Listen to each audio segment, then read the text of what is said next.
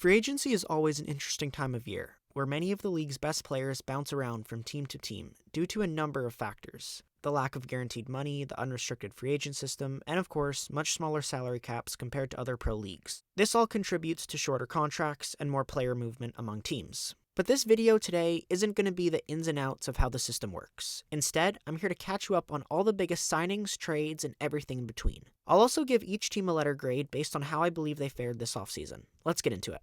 A quick note before we start, just for time's sake, I won't be going over players who were extended or re-signed, so if I don't bring up a player who was going to be a free agent this offseason, just assume they re-signed. And if you still do want to see all the extensions, I'll leave a link in the description where those can be viewed. Starting off, we have the 2025 Eastern Division champions, the Hamilton Tiger Cats. The Tabbies were able to keep a lot of their core from last year together, while doing a decent job replacing their lost players. The team lost national linebacker Devin Verasuk and kick returner Isaiah Wooden to the NFL, but were able to get linebacker Wynton McManus and kick returner Mario Alford. They also acquired national receiver Curly Gittens Jr., who can fill the ratio hole created with the departure of Verasuk, and somewhat fill the hole created with the loss of receiver Tim White. They lost backup quarterback Taylor Powell, but signed Trey Ford. Despite a pretty good patchwork job, there were ultimately high-end players who walked in free agency, with either a lower-end or no proven replacement. Center Coulter Woodmansey, running back Greg Bell, halfback Deshaun Amos, and cornerback Jonathan Moxey. Woodmansey in 2025 was named to PFF's All-CFL First Team, as well as the CFLPA's All-Star Team. His replacement, Chris Kolankowski, addresses the ratio aspect, but whether the 34-year-old can match the skill level of his predecessor remains to be seen. Greg Bell was East Division All-CFL last year, while Amos and Moxey combined for 7 interceptions for the D. These losses could loom large come the start of next season. B-. Moving one spot down now to the Montreal Alouettes, who have also done solid patchwork. They've lost safety Marc-Antoine Dequoy to retirement and linebacker Darnell Sankey. Sankey's replacement will most likely be Jeffrey Canton-Arcou, who is more than ready to step up as a starter. After playing as a backup to Sankey for all of 2025, he still put up 3 forced fumbles, 1 interception, 4 sacks, and 38 defensive tackles. He can also contribute to the ratio, which was needed with the departure of Dequoy, who will still need to be replaced, but that will be much easier now that said player can be found without worrying about the ratio. They lost kick returner James Letcher, but got kick returner Devontae Dedmon. Lost receiver Austin Mack, but acquired receiver Jareth Stearns, which, yeah, is definitely a bit of a downgrade, but that receiving corps will be just fine with Philpott, Sneed, Speaker, and Alexander Hollins, who wasn't used much in 2025 after being released by the Elks before the season even started, but let's not forget he had over 900 receiving yards in 24 and over 1,000 in 23. They also acquired quarterback Dustin Crum to battle for the number 2 spot, and most likely replace Shea Patterson as the short yardage QB, which I bet Alouette fans very much approve of. But other than that, the Alouettes are ready to run it back with the team who made it to the Grey Cup. And with a fully healthy Davis Alexander on their side, look out, the Owls are going to be dangerous. B. Now we move to the weaker teams of the East. The Toronto Argonauts finished 2025 with just 5 wins, missing the playoffs for the first time since 2019. Their losses include Wynton McManus, receiver Dejon Brissett, and defensive tackle Anthony Lanier, who is still a free agent at the time of recording. The players they've brought in include Deshaun Amos, defensive tackle Dwayne Hendricks, and cover linebacker Adarius Pickett. Every one of those additions have played for the Double Blue in the past, and every one of them was on the team in 2023, when they had that magical regular season going 16-2. But not addressing the loss of Dejon Brissett could end up being a big mistake. Not only are you losing a Canadian starter, you're losing a 900-yard receiver as well. Of course, not acquiring a non-cover linebacker to replace basically your captain on defense McManus could also prove to be a problem. And the team has also made a change at head coach. With the departure of Ryan Dinwiddie, Mike Miller will be the new head coach for the Argos, as well as the offensive coordinator, C+. Closing out the East is the Ottawa Redblacks, who, to put it bluntly, had a brutal 2025, accumulating just 4 wins over their 18-game schedule. That led to the firing of their head coach Bob Dice. It is full rebuild mode for the Redblacks, so we might as well start there. Ryan Dinwiddie will be taking over the head coaching position, as well as offensive coordinator and general manager. The team has parted ways with receiver Braylon Addison, who's still a free agent at the time of recording, Dustin Crum, Devontae Dedmon, punter Richie Leone, who's still a free agent at the time of recording, Adarius Pickett, linebacker Javon Santos-Knox, and running back William Stanback, who is still a free agent at the time of recording. The new guys include Greg Bell, receiver Aiden Eberhardt, defensive end Habakkuk Baldonado, whose stats aren't mind-blowing, but remember, he was a rotational player for most of 2025 in Sask, and still produced solid numbers. Quarterback Demario Houston, cover linebacker CJ Rivas, offensive tackle Martez Ivey, quarterback Jake Mayer, linebacker AJ Allen, and linebacker Niles Morgan, who they got in a trade with Edmonton. I was not kidding when I said full rebuild, and on paper, they look like a strong team. minus the fact that they have not done much to address their offensive line, which was one of their many problems last year. Also, as we've seen with teams like Edmonton in 25, even if you have a ton of talent brought in, it often takes time for all those players to gel together. C+.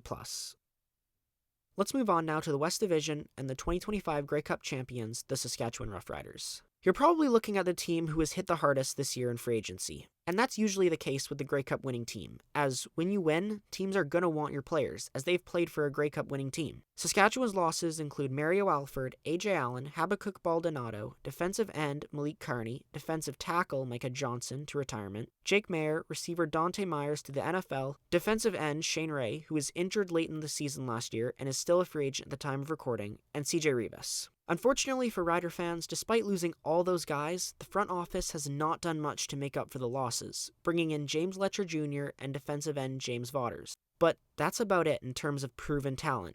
That's 9 premier players leaving while bringing in just 2. They've signed Josh Woods to try and make up for their linebacking core being gutted, but he hasn't come close to producing the kind of numbers Allen and Rivas have over their careers. Not to mention Allen is Canadian, so the ratio will need to be dealt with in some way as well. These are the defending Grey Cup champions we're talking about, so I'm not saying they won't be a strong team, but simply having that title isn't enough in today's CFL. Just ask the 2025 Toronto Argonauts. C-. The BC Lions are next up, and much like the Rough Riders, they really didn't add much free agent talent, but also didn't lose much either. Their losses include offensive tackle Jarrell Broxton, Aiden Eberhardt, and linebacker Micah Alway, who is still a free agent at the time of recording. They've brought in Darnell Sankey, defensive tackle Casey Sales, and offensive tackle Isaiah Cage. Not a big name, but most likely to take over for Jarrell Broxton. A very solid offseason for the Lions. Losing just 3 big names is impressive. It's even more impressive when you realize they probably let Eberhardt walk on purpose, realizing their receiving corps was getting crowded, so they could spend their money elsewhere. Alway was under contract for another season, but released after the signing of Sankey. As for why he was released, that remains a mystery, as it certainly wasn't a performance issue. Alway's 2025 stat line was elite, registering 117 tackles, good for first in the league, with 2 picks and a forced fumble, while Sankey had 103 tackles and 2 sacks. And it makes even less sense when you realize we are this deep into free agency and still no one has signed Alway. As for the offensive line, whether the Lions do go with Cage or someone else at left tackle, they will have some massive shoes to fill. B. Next up, we have the 3rd place Calgary Stampeders, who are in a very unfortunate situation. Last year, they managed to find 3 budding superstars, defensive tackle Jalen Hutchings, linebacker Jacob Roberts, and receiver Damian Alford. Unfortunately, every single one of those guys signed NFL contracts, so not only do the Stamps not get to reap their benefits of finding 3 big-time players, but now they have to start over from scratch at those positions. They also lost receiver Dominique Grimes to retirement, offensive tackle Joshua Coker, and defensive end Lorenzo Malden, who are both still free agents at the time of recording. So how did they make up for all that? Well, they brought in Dejon Brissett, a solid start, as he can replace Alford both skill-wise and as a national starter. They signed cornerback Devondrick Bynum, who didn't play much in 2025, but in 2024 had 5 INTs in just 14 games. But that's about it. Once again, we have a team who suffered big losses and haven't really replaced them. C. The next team we're talking about, however, is completely flipping the script on this narrative. The 2025 crossover Winnipeg Blue Bombers were heavily criticized last year for letting star players like Kenny Lawler, Tyrell Ford, and Liam Dobson walk in free agency. Not only that, but they didn't go out and get big names to replace them either. This, of course, all happening the year they were hosting the Grey Cup.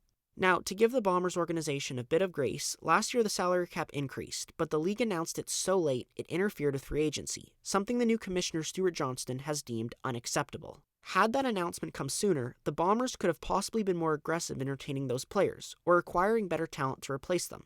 But the front office was also fighting another battle. They didn't want to mess too much with the status quo, as their core had just taken them to 5 straight Grey Cups. You knew this run would come to an end eventually. It was just unfortunate for the fan base and the organization that the year it did was also the year they were hosting the Grey Cup. But after this free agency performance, we could see the Bombers right back to another Grey Cup in 2026. As every big name they've lost, they've replaced, losing Demario Houston, James Vaughters, and receiver Dalton Schoen, who was still a free agent at the time of recording. But adding Jonathan Moxey, defensive tackle Jake Serezna, and Tim White. But they didn't stop there. They also grabbed Jarrell Broxton, linebacker Javon Santos-Knox, and quarterback Bryce Perkins. This is no doubt the best free agency performance we've seen so far.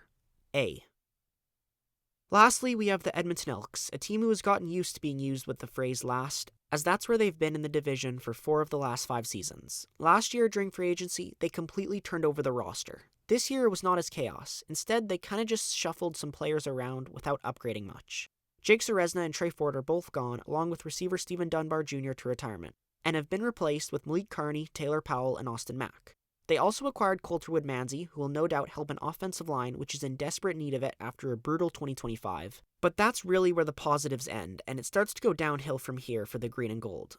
Losing Devondrick Bynum, Curly Gittins Jr., Martez Ivey, and Niles Morgan. None of those players have been replaced with proven talent. And the Ivey release is what I meant about shuffling players around. They've signed offensive tackles Brendan Bordner and Jordan Murray to most likely battle for the now vacant left tackle position. But is that really much of an upgrade? Was the 2024 All-CFL West Division tackle really that much of the problem? C. Well, that's all the big moves that have happened so far this offseason. Let me know in the comments how you think your team did, and if you agree or disagree with any of the grades I gave. If you enjoyed, don't forget to hit that like button, and subscribe for more CFL videos. Thanks for watching.